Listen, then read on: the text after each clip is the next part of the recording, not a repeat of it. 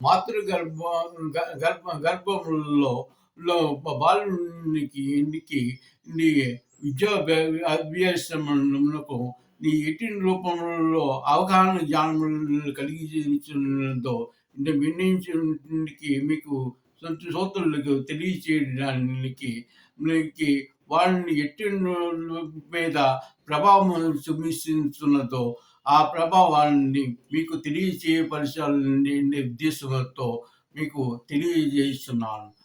ఉన్నాను.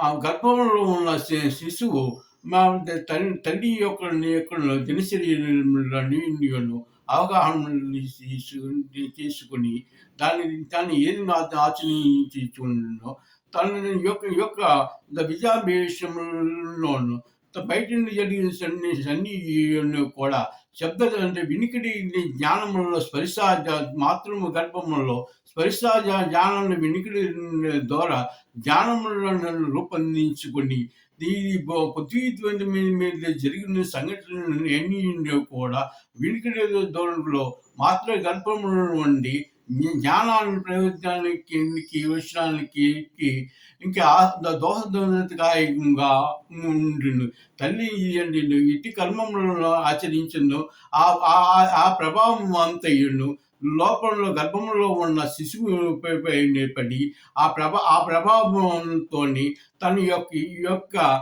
ప్రవర్తన మనుగును సకల జ్ఞానములను ఏది దృక్పథములతో తల్లి చేయుచున్నదో ఆ గర్భ సమయంలో అది శబ్ద తరంగంలో వినికిడిలో మాతృగర్భంలో స్పర్శాది వినికిడి జ్ఞానములతో కర్మయోగ శాస్త్రంలో లిఖింపబడి ఉన్నది.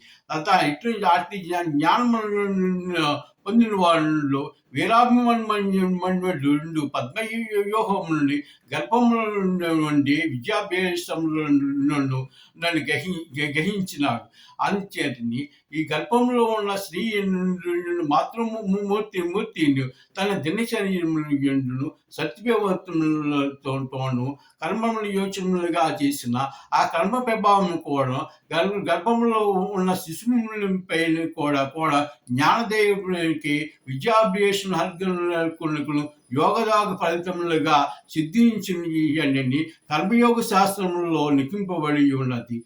వీరాభిమన్యుడు ఎట్లా అయితేనే పద్మవ్యూహమున గర్భముల నుండి గ్రహించి తన జన్మమున పృథ్వీత్వం నుండి ఎత్తి ఆచరించినాడు. అతను కూడా జనతారహితంలో కూడా గర్భముల నుండి కూడా అవగాహన వినికిడి జ్ఞానములతోను జ్ఞానము రూపొందించగలిగాని శ్రోతలకు తెలియజేయడం పరమ ఉద్దేశంతోను ఇది విన్నవించుకోవడం జరుగుతున్నది.